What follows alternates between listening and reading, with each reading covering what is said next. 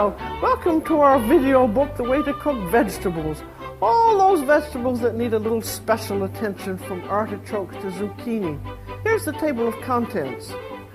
Notice that each recipe has a reference number which will appear in the upper right-hand corner. This will make it possible for you to know exactly where you are moment by moment.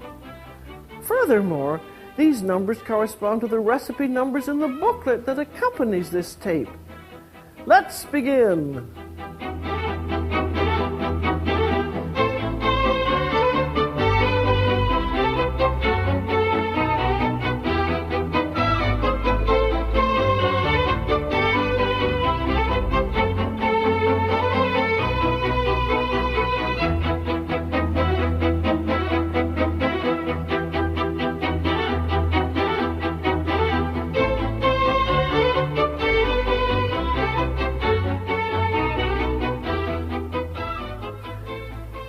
Asparagus, one of the real joys of spring, but it's expensive, so buy it carefully. What you're looking for are spears all of the same diameter so they'll cook evenly and look attractive. And what you'd like to be each spear to look like this: tight bud end, fresh firm stalk, no withering down at the butt end. And when you get them home, treat them just like cut flowers. Line them up at the tips here and then cut off just a little bit from the butt ends because they've crusted over, and then put them in a container with about 1 inch of water, cover them loosely with plastic, and refrigerate them where they'll keep perfectly for a day or two. Preparing asparagus for cooking takes a little extra work, but it's well worth it because you almost double the yield. It's a terrible thing to take an asparagus and just bend it until it breaks. There, you've thrown 1/3 of that away, and it's all edible. All you need to do is just to peel it. You peel it with a little knife or a vegetable peeler. You can eat the whole thing from tip to butt. To cook asparagus, drop the stalks in rapidly boiling water, add a little salt, and come back in 4 or 5 minutes to check on them. That should be time enough. Now here's how you tell.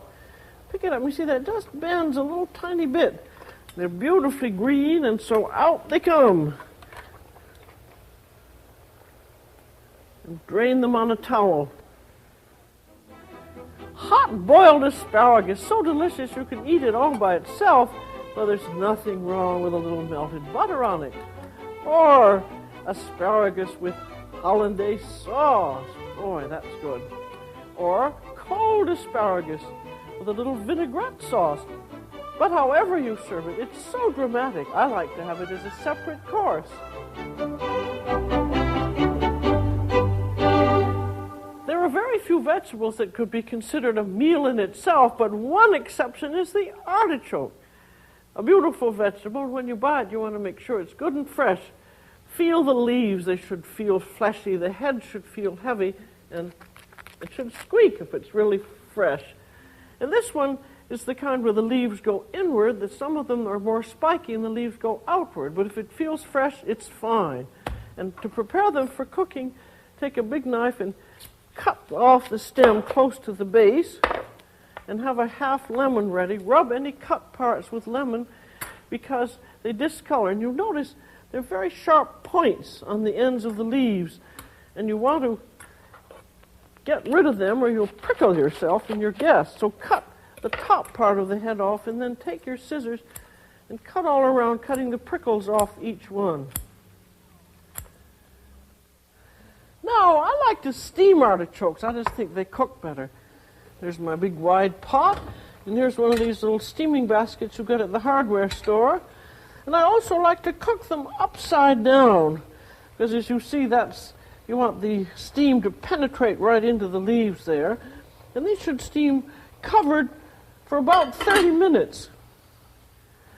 There, that's been just about 30 minutes, and I think they'll be done. And you can tell by having a sharp little knife and just poking right down through the heart. That penetrates easily. Had they been a little older, they might have taken a few minutes longer.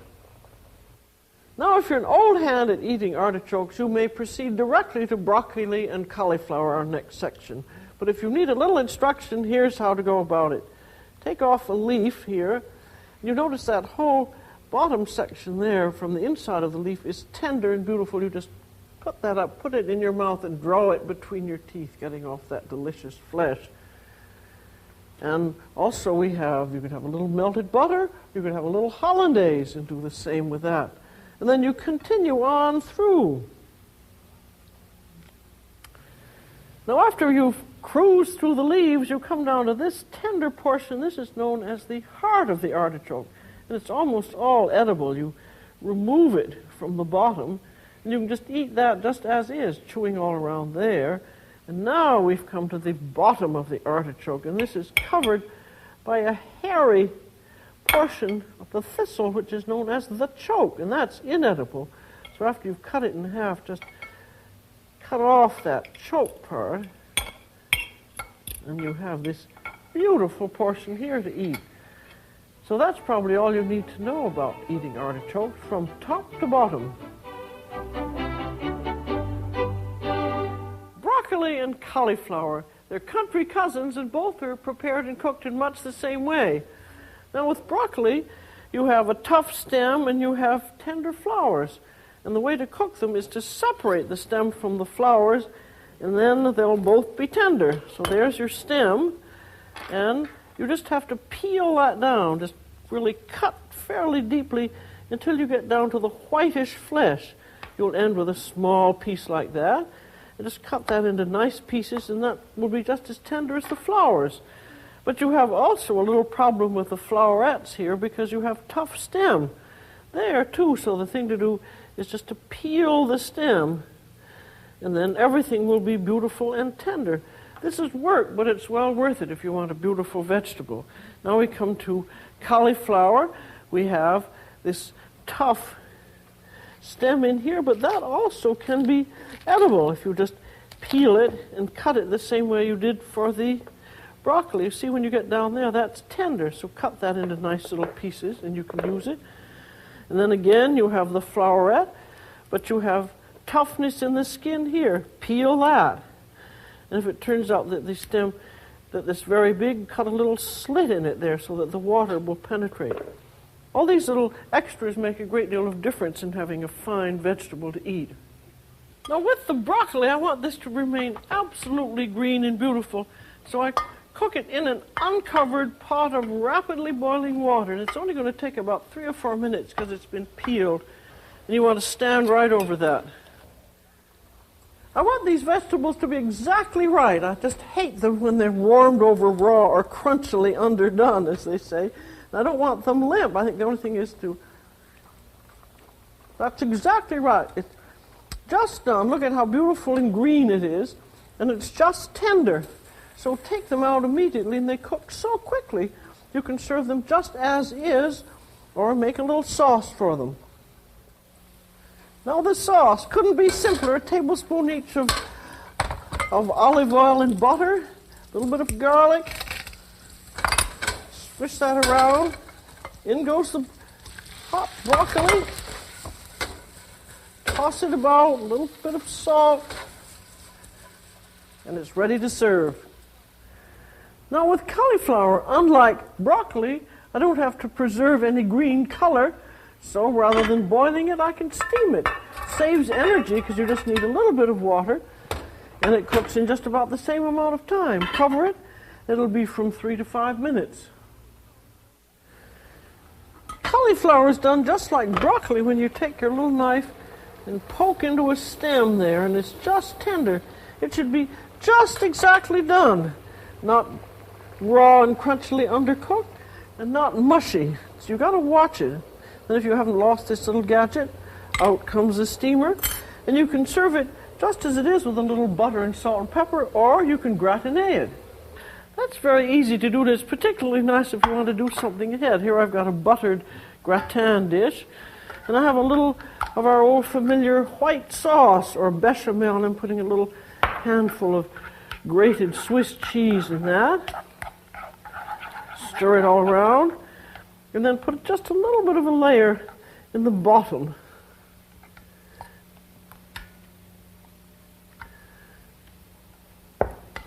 Then in goes the cauliflower. I think that can I'm just going to sort of dump it all in because it's going to have sauce on top, so no one will ever know whether it's upside down or right side up.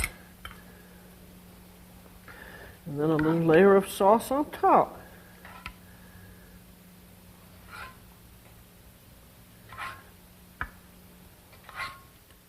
And finally, a little sprinkling of grated cheese on top.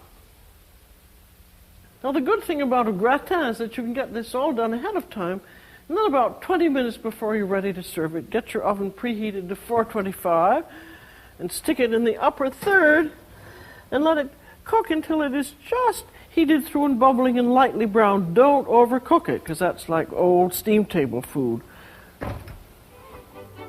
Broccoli and cauliflower.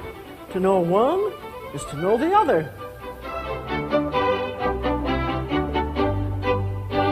When you're looking for a vegetable with lots of personality to stand up against an aggressive meat like wild boar, turkey, pork, or something, consider the Brussels sprout. It's got a wonderful flavor, but you want it to be very, very fresh. Here's how they grow on a stem like this.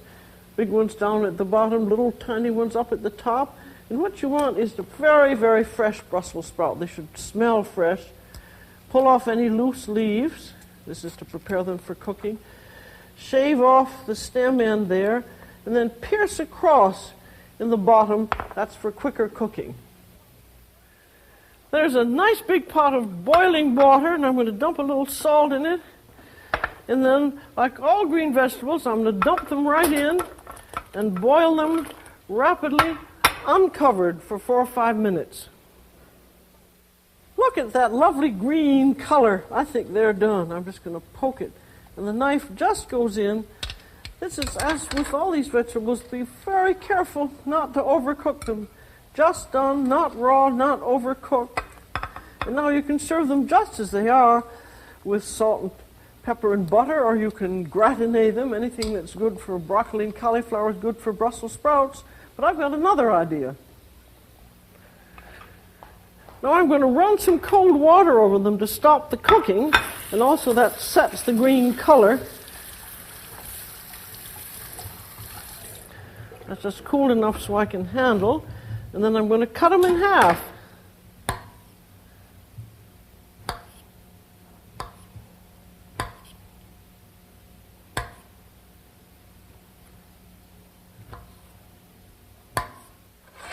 There, because these Brussels sprouts have already been pre-cooked, they just need warming through. So I've got a tablespoon and a half of butter in there.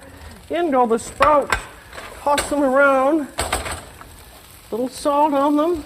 A little bit of pepper. Just about a minute. And they're all ready to serve. There are the Brussels sprouts, all green and buttery. Now, bring on the wild boar. Preparing and cooking green beans is a snap, pun intended, but it really is. Look at these little luxury babies, these haricot verts. Just snap off the two ends, cook it whole. With these larger beans, snap off the two ends, cook it just like that. With a wider bean like this, you have to do a little more work, but it's well worth it. You French them, just cut them on the slant like that. You notice I've got an enormous pot of boiling water here, and the reason for that is I want the volume of the water to overwhelm the volume of the beans so that it'll immediately come back to the boil and seal in the vitamins and the nutrients, and above all, the color. And there goes in a little salt. And that'll only take about 2 or 3 minutes. Watch them. There. That's back to the boil. It's just going to take a few minutes. I don't want them to overcook. Now let's taste one. That's ready. I've got to stop the cooking now. Now here's the best way to do is drain out all this boiling water into the sink. And then dump the beans back into the pot. Put in cold water, and if you've got enough of it, ice. The idea here is to set the color and the texture. Now they're thoroughly chilled. I've stabilized them. The cooking has stopped. I can do anything I want with them. They're perfect in color and texture. I can serve them cold in a salad, or I can reheat them just before I want to serve. Now, just about 5 minutes before I'm going to serve them, I've got a nice big frying pan in there. I'm just pouring them in there nakedly just to dry them off a little bit. Now I'm going to put in a little butter, toss them around.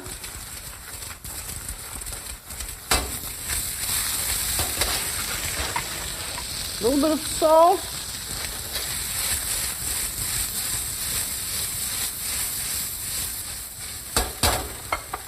Now as a final touch, a little bit of lemon juice.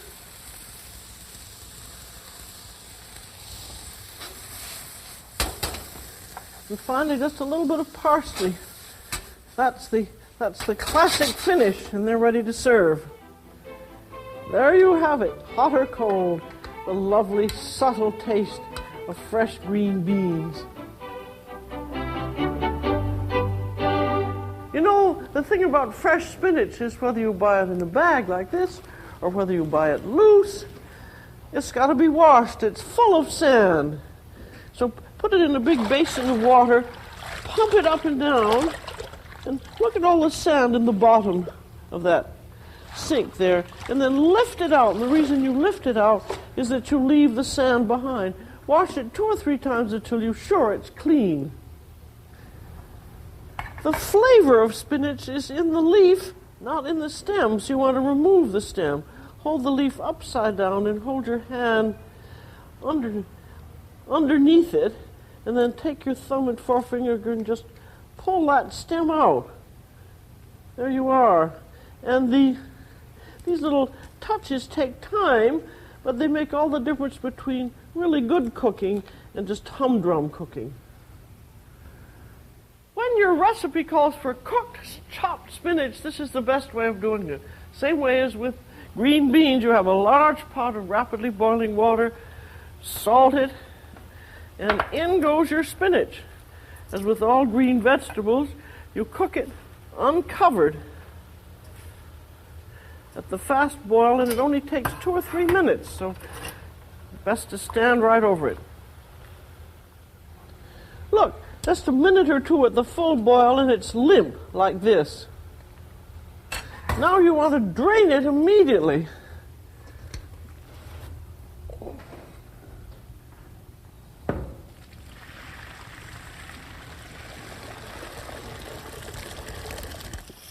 Now you run cold water into it. That's to refresh it, to stop the cooking. Now I'm going to drain it. As you can see, that's remained nice and green. That's just what we want. Now I've got to get the excess water out, so I'm going to squeeze it. And squeeze that good and hard. There. This is a very important step. Now remember, I said chopped spinach, and that should be chopped by hand.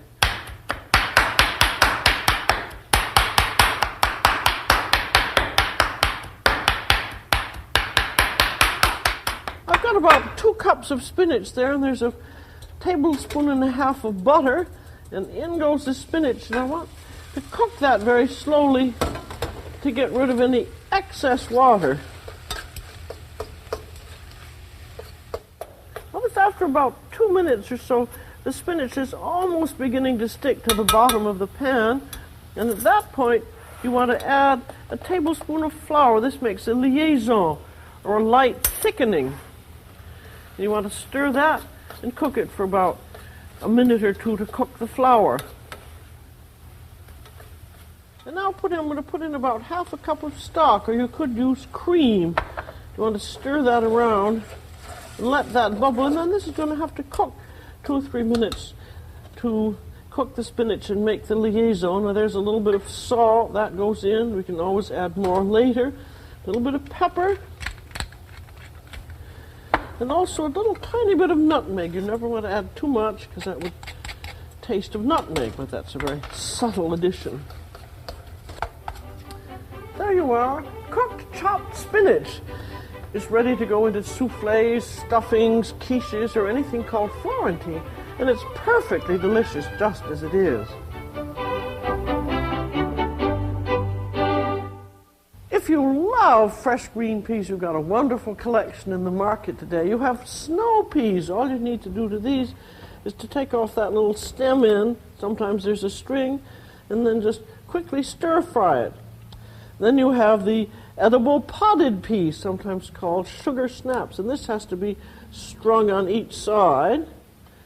And then you can either stir fry that or eat it raw. And then you've got the good old-fashioned pea in the pod, and this, of course, you have to open up and shell. I think these are really my favorites, especially when cooked the way my old French chef taught me how to do it. Here's how you do it. I've got about 3 cups of peas there, so I want about a good tablespoon of butter, and then a little bit of salt.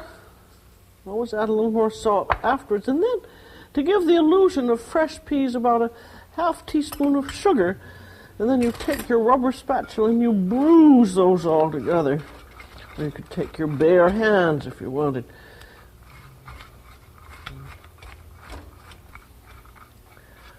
Why the bruising, you may well ask? Well, that's the way he did it, and that's the way I always do. I suppose it's to make the flavors penetrate.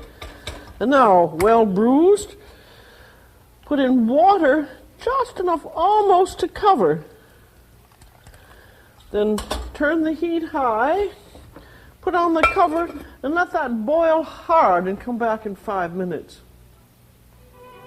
The peas are done when tender. Check them every 5 minutes. These took 10 to 12 and they're just right.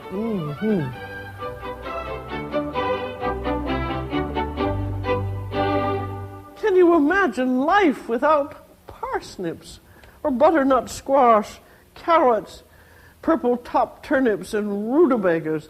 They all have a marvelous natural flavor, and you want to retain that when you cook it. Take butternut squash, cut it in half, take out the seeds, peel it, chunk it, and it's ready to cook. This is known as the boil steam method. You put in just enough water to cook the vegetable, then you cover it, cook it over high heat, and by the time the vegetable is cooked, the water is all evaporated and you've not lost any flavor. So here we have the vegetable, and you put in about, in this case, about halfway up. Add a little salt, cover the pot, turn the heat to high, boil it hard, then come back and look at it every once in a while and add a little more liquid if it's needed. There. After 8 or 10 minutes, that's tender and tasty. Toss it with a little bit of butter and a little parsley, and that's going to be ready to serve. Now, with rutabaga, it's exactly the same method. Boiled, steamed, just the same way. Now I'm going to flavor it with a little freshly grated ginger. That gives it a very nice flavor. Toss it around, and it's ready to serve. Carrots, cooked exactly the same way, the boil steam method, nicely buttered. A little bit of chopped scallion wouldn't hurt them at all. And there they are, ready to serve. Now these beautiful fresh turnips, another variation on the finish for the boil steam method after they're tender is to puree them. You can do this with any one of these vegetables. And as a matter of fact, if you want a puree, the boil steam method gives it much the best flavor. Once the turnips have been nicely pureed, set them over high heat and stir them around to evaporate extra moisture. That's really necessary with turnips. And then flavor them up nicely with butter or cream and a little salt and pepper, and they're ready to serve. Parsnips, everything's the same. Boil them, steam them, and puree them. Next, set your puree in a pan over boiling water, a kind of bain-marie. And this is a final finish. You want to beat in, I've got about 3 cups of puree there, and I'm going to beat in about 1/3 to 1/2 of a cup of cream. Stir that in thoroughly. When that's absorbed, then put in a little bit of salt and a little bit of pepper. Stir that in. Then cover the pan and let that mellow over simmering water for about 20 minutes, stirring it up once or twice. You'll be amazed at the transformation in taste here. Serve them to people who don't respect the parsnip, and you'll see they'll be right back for more.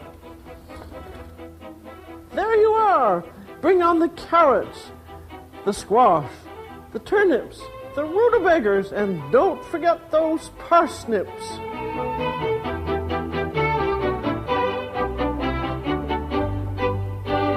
Braising is one of the best ways to do certain vegetables like Belgian endive. Here it is, just perfect. Note that the end is tightly closed, and all you need to do to these is just to trim off that root. But be sure that you leave the leaves attached onto the root. Everything is clean. It doesn't even need washing. That's ready to cook just as is. Celery is wonderful braised also. We just want the celery heart. So cut it off so it's about 7 or 8 inches long, and then pull off the tough outer leaves. Save them for soup or salad.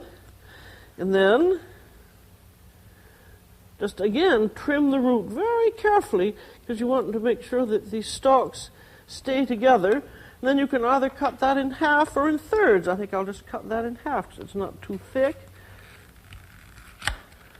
There we are. And then wash that under cold running water so it looks nice and clean like this. And that's now ready to braise. Leeks are a different matter. Now that's a beautiful vegetable, a member of the onion family with its own special perfume. Cut it off 7 or 8 inches long, and then again trim the root, being sure that you leave the leaves attached. And then you have a real problem of, that's not a problem at all, but you really have to get all the dirt out from between the leaves. So see, just where the green begins, slit one way and turn it and slit the other.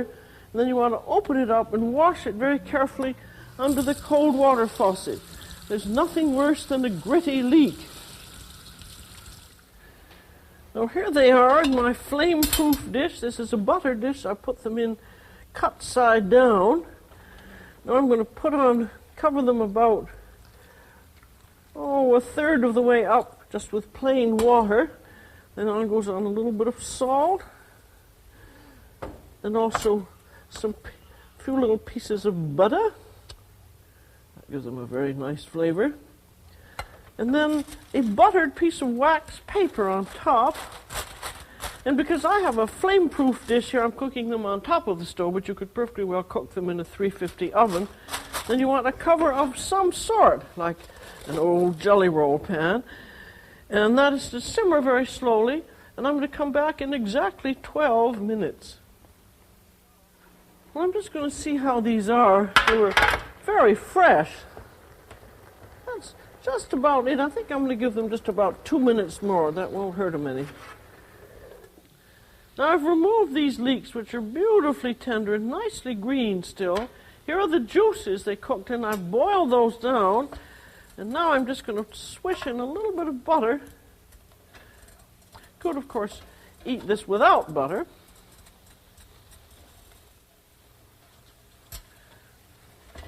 And now just spoon those nice juices over the leeks. And that makes a beautiful dish.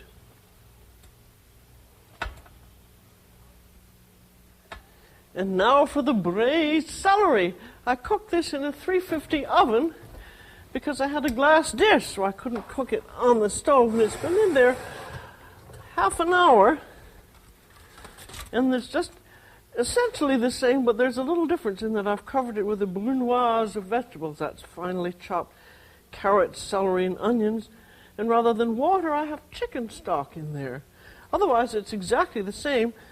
And then I can make the juices into a sauce by boiling them down and buttering them, as I did for the leeks. Or it can be turned into a cheese sauce using the same principles as we did for the cauliflower. Now here's this endive. It starts out a little differently. I've got it half covered with boiling water. And I'm going to put in a tablespoon of butter and a little bit of salt, and then the juice of half a lemon. The lemon is really necessary with the endive because sometimes it's a little bitter. and then cover it with wax paper that's buttered, and put a cover on and let that boil hard for about 15 minutes until it's almost tender. Now after 15 to 20 minutes, check that, and it should be almost tender there, which that is. Then cover it again and turn the heat way, way, way down. I just should cook at a very, very slow simmer for really 1.5 to 2 hours until it is golden throughout. And here are our braised endives, lightly browned and golden throughout after their long cooking, a distinguished member of this family of classic braised vegetables.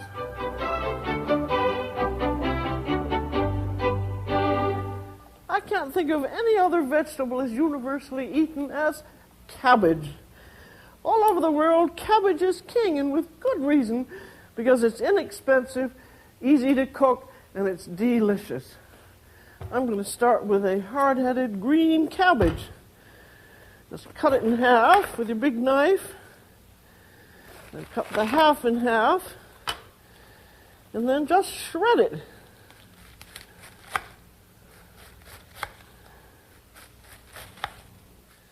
I call this 6-minute cabbage. I've got about 4 cups in here, and I'm going to put in about half a cup of liquid. That's a little chicken stock. It could be water. A little bit of salt, not too much. And there's a nice touch, a little caraway seed. That's about 1/4 teaspoon in there. And just toss that up and around. Put the cover on, let it boil hard for about 6 minutes. There, that's quick. The liquid is practically all evaporated. The cabbage is tender. You can eat it just like that. But if you're not too fat, put in a little bit of cream, about 1/4 cup of it. Let that boil and thicken lightly. Color it up with a little parsley, and that's done. That was quick. Red cabbage is almost the same as green cabbage, but it's different. It's a little tougher, and you got to get more flavor in it. So in this pot, I have half of a sliced red onion that's been sauteed in a little bit of oil, and I have a grated sour apple, and the sourness is to help keep the color of the cabbage. And also I'm going to put in, for more sourness, I'm going to put in about 2 tablespoons of red wine vinegar.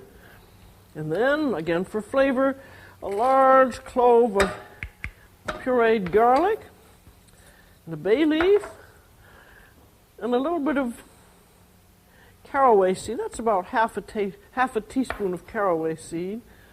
And we have to have a little bit of sugar in there. That's about half a teaspoon. And about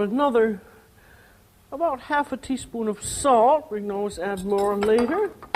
And some pepper.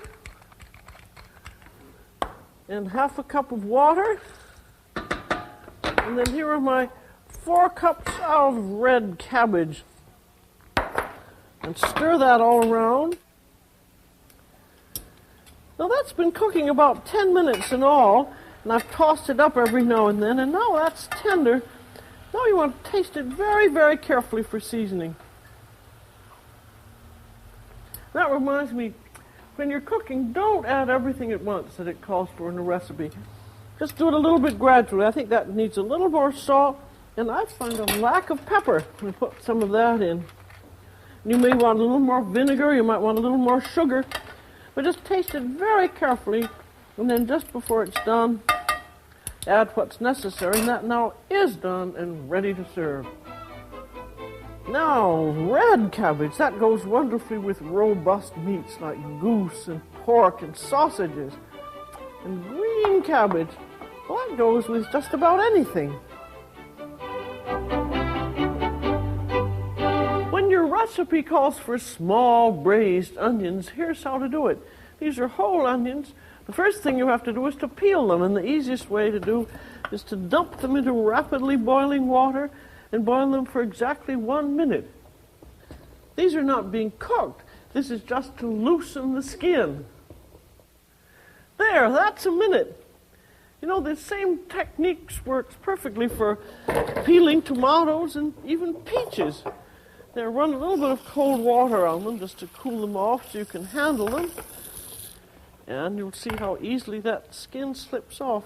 Just shave off the root end, and there's your skin coming off. And shave off a little bit from the other end. And then pierce across in the root end so that the cooking water will penetrate quickly. Now when your recipe calls for brown braised onions, take your little peeled onions and saute them in oil, shaking the pan until they begin to brown. They're not going to brown all over. As you see, there's going to be kind of a patchy brown. And notice that they're all in one layer. They've all got to touch the bottom of the pan. There, I'm going to consider that's enough. So in goes a little chicken stock, or whatever your recipe calls for. Turn the heat down, cover the pan, and these are to cook very, very slowly until they're tender. That's probably 25 minutes. Well, I checked these at 25 minutes. They weren't quite done. It's been over half an hour. Now, they are tender when pierced with a knife, but they've got to remain intact. When your recipe calls for little boiled onions, don't boil them. Braise them in a little bit of liquid. That way you'll keep the white color and you'll get the best flavor. Here, just a little bit of liquid. That's about halfway up. A little bit of salt, a little bit of butter. Cover them, simmer them very slowly until tender, just as for the brown braised onions. There's our white braised onions. Those are tender, and the liquid is almost evaporated. Now, supposing you want to serve some creamed onions for your Thanksgiving turkey, just get some really heavy whipping cream, still a little bit of liquid there in the onions, and boil that down, and it'll thicken all by itself. And that makes a delicious creamed onion. Baste them every once in a while as it boils. There, see how thick that is? Those are ready to serve. Little braised onions, good in stews, good around a roast, and so good all by themselves. When you're just dying for some good cooked vegetables for dinner but just have practically no time, consider grating them. They cook in minutes. The zucchini does beautifully. Winter squash, turnips, carrots, rutabagas, and beets. Beets are marvelous done this way. They take so long in the ordinary way, but just grate them.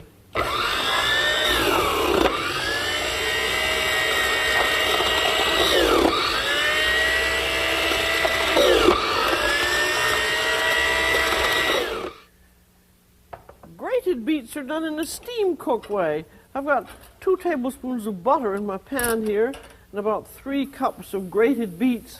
And you first want to just toss them around to coat them a little bit with that butter. And then add just enough water so that they'll steam. That's about, I'll say, 1/4 of an inch, if that much in there. A little bit of salt. And then, because you want to keep the red color of the beets, put in about a half, or maybe a teaspoon of wine vinegar. You can always add a little bit more later if you need it. Cover it, and then come back and check it every 5 minutes. Now I'm just checking in there. You do want that every once in a while, see if there's enough liquid and how the color is going, and then just continue cooking until they're tender. Now that's only been about 10 minutes. Those are tender. I'm going to put in a bit of butter there just to sweeten them up. I want to make sure that they're just properly seasoned. I'll just take a little taste there. Those are good. I'm going to take a little tiny bit of salt. But those are now all ready to serve. Now with these tender summer squashes, the grating is the same, but the cooking is a little different. Here I've got zucchini grated, skin and all, but zucchini is a very watery vegetable, and you've got to get that out. So what I've done, I've tossed that with a little bit of salt, and the salt draws out the moisture, and look at all the water that's down there. But there's still a lot of water in it. So you pick it up and squeeze it with your bare hands. Look how much more comes out. Now, to cook this grated zucchini, I've got a nice pan with a little butter in there, and there's a little handful of chopped shallots or scallions, and then in goes your grated zucchini. See, if you hadn't squeezed it out, it would take a long time to cook. It would get all mushy before it was done.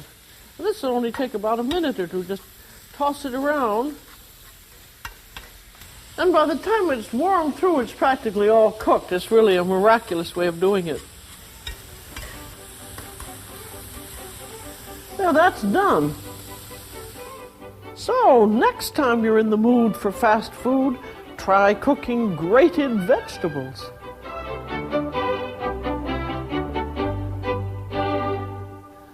When you buy eggplant, look for specimens that are firm and shiny and tight-skinned. If they're dull and withered, they're over the hill. Don't buy them. The easiest way to cook them, I think, is just to steam them whole. Put them in a pot on a steamer, close the lid, come back in 10 minutes and look at them. Now, eggplant is done when it's really tender, when you poke a knife down through it. And that's really tender. So that is ready for a very simple and delicious procedure. Just cut that in half lengthwise, open it up. Look at that nice tender flesh there, and you want to cut down into it. This is so that it can receive the seasonings. And then I'm going to put it onto its serving platter. And now I'm going to have some garlic flavoring. So this is a nice way to do garlic. There's a whole clove and you go wham! As you see, the peel comes right off. There's a little bit on the end I'm going to discard. And then start chopping it up a little bit. Then put on a little salt, and the reason for the salt is that it softens the garlic so that you can really mash it.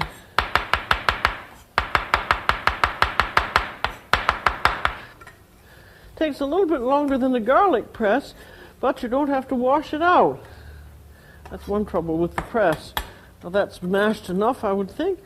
Now I'm going to mash it with a little bit of olive oil, and then that's going to go over my eggplant. There we are. This is for real garlic lovers. It's kind of a Middle Eastern way of doing things.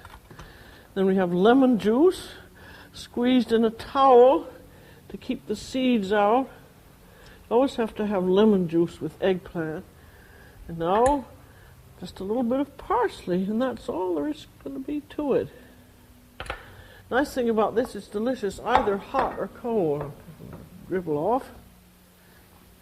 Here's another good idea for eggplant, is to bake it in slices. These are about 1/2 inch thick. And because eggplant has a lot of water in it and sometimes a little bitterness, salt it lightly first on each side. Let it sit on paper towels for 20 minutes. And look at how much water comes out. You want to dry it on each side before you do anything with it. Then, put it on an oil. This is an oiled pan. Arrange it on an oiled pizza pan or whatever you've got. This is particularly a good way when you're going to have an eggplant casserole like Parmigiano or ratatouille. If you saute it, eggplant acts like a sponge and you get all the oil embedded in it, and it's very disagreeable. In this way, you're using just a little bit. Just paint the tops with oil. Now that's painted with oil. And now a little sprinkling of herbs. I'm using that mixture Italian seasoning. Now cover it with aluminum foil and then set it in a 400-degree oven. The reason for the aluminum foil here is so that it will steam while it bakes. That'll take about 20 minutes. I've checked these several times and they are done. It's been a little over 20 minutes.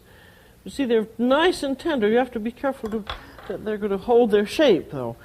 Now these are ready to go into a casserole, or you can turn them into an eggplant pizza. First I'm going to cover them with a lovely fresh homemade tomato puree.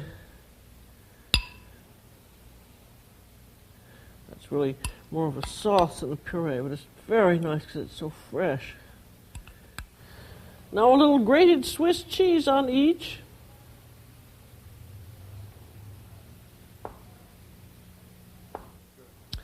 There's the last of the cheese now.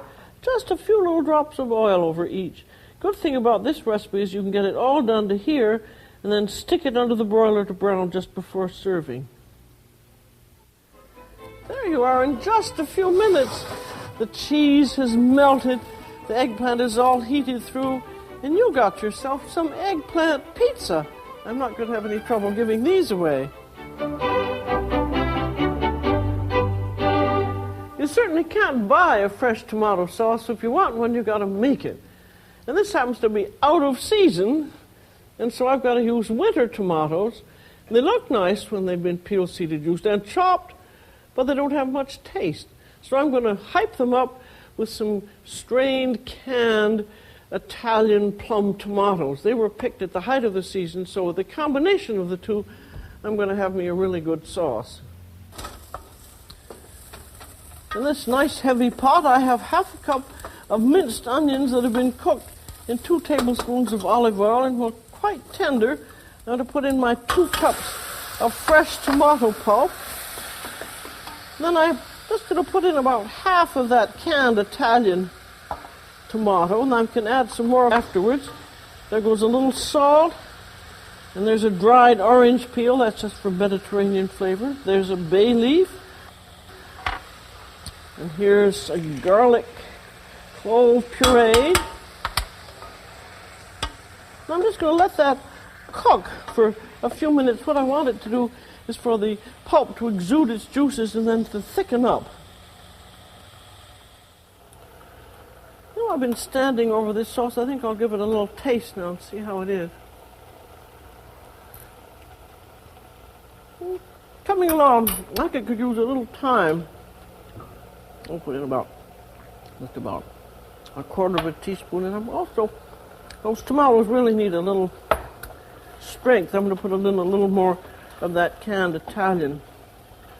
I'm just going to let that cook slowly for about 10 minutes, and I'll taste it every now and then. And that's really all there is to it. It's a very free-form sauce. Here's a very good fresh tomato sauce that's perfect on pastas, pizzas, and parmigianos. Tomatoes Provençal. These are tomato halves that are stuffed with herbal crumbs, and they're absolutely delicious with steaks, chops, roasts, fish, and even scrambled eggs. You start with a raw tomato half that hasn't been peeled, but you've just scooped out the seeds with your little finger, then put a little bit of salt on them, and then here's your crumb mixture, which is fresh white crumbs, and be sure they're fresh and soft and nice. Parsley, a little bit of garlic that's pureed, some chopped scallions or shallots, pepper, salt, and then you stuff them just like that. Now I've drizzled them with a little bit of oil, and I'm going to put them in the upper third of a preheated 400-degree oven. They should brown lightly on top and just cook through, but hold their shape. It'll take about 20 minutes. There, those are done. And they're nicely, lightly browned on top, hot through, but they hold their shape.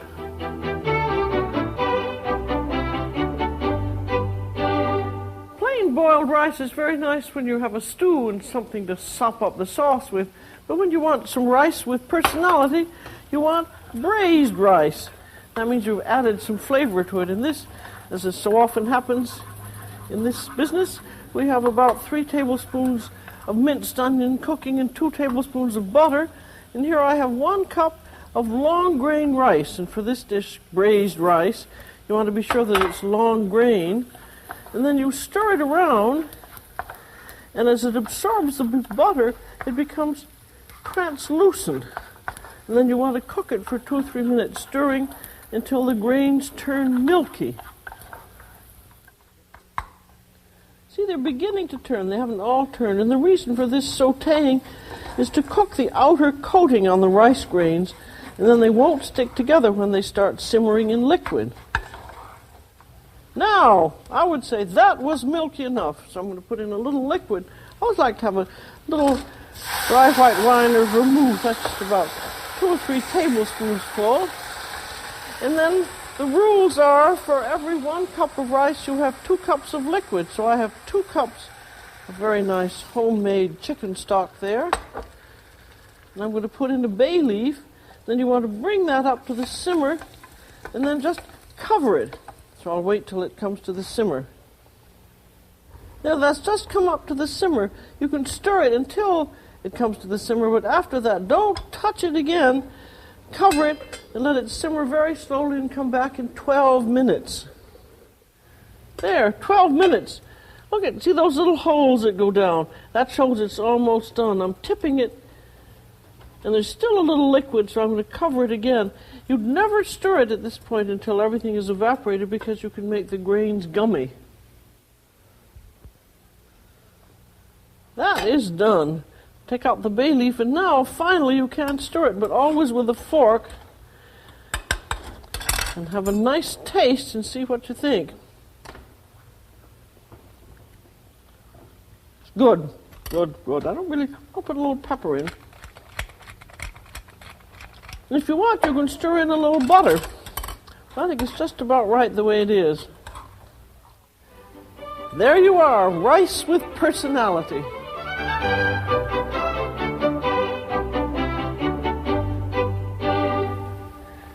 What's your favorite way of doing potatoes? Could it be potato salad with onions and peppers and mayonnaise and hard-boiled eggs? Or creamy mashed potatoes all stirred up with butter? Or just the plain parsley boiled potato? How about homemade French fries done in perfect oil? What's breakfast without hash brown and fried eggs?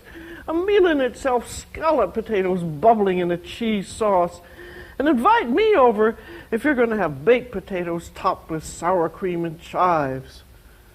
Do you know, they say that there are over 300 recipes for potatoes alone. That just seems incredible. It shows how popular a dish it is. I'm going to give you two of mine. And one of my all-time favorites is raw potatoes sauteed in butter with a little chives and parsley. I think that's a marvelous dish. But you have to be sure to get the right potato. You want either new potatoes or these red-skinned ones that are also good for boiling. And if you do them the head, the way I've done here, keep them in cold water so they won't discolor. Here are my potatoes, all drained and thoroughly dried, which is very important when you're doing sauteed raw potatoes. And I've got my crusty no-stick pan. There's a tablespoon of butter and about a teaspoon of oil, so that's well fortified. That's nicely bubbling. In go the potatoes. I don't want too many. You shake them around for just a moment and then let them begin to crust on the bottom. Now the pan you use is very important. You don't want the potatoes to stick to it or you'll have a mess. And if you want to shake it like this, get the professional shape with sloping sides and a long handle. And for shaking, you're jerking it towards you. You're not tossing it. Jerk, jerk, and they all turn over. Now these potatoes are lightly brown, but they're not done. So I'm going to put in a little bit of salt. And then if you like a herb of some type, I'm going to put in a little tarragon, just because I love tarragon. Shake that around. And then to hurry up the cooking, I'm going to cover it for a few minutes. And that'll steam them. I think those are done. Only way to tell is to eat one, rather large one. Done, very good. Now I'm going to put in a little fresh butter there, a little bit of shallots. You don't have to do that, but it's nice. Toss those around a bit. Toss in a little parsley, and those are ready to serve. These machines do such a wonderful job on potatoes. Look at that beautiful thin slice there. That's just what I want for my gratin. I've got a buttered baking dish here, and I'm squishing some garlic into it and then squishing that all around on this heavily buttered dish. And then in go my potatoes. Now I've got to put a little liquid into these potatoes. Seasoned milk. There's a bit of salt and there's a bit of pepper. And then I've got a metal dish here, so I'm going to put that right over the heat and just put in about I need about a half an inch of milk there. I mean, the potato's half covered. And then I'm going to put on little bits of butter, and as soon as that comes to the simmer, it's going into a preheated oven.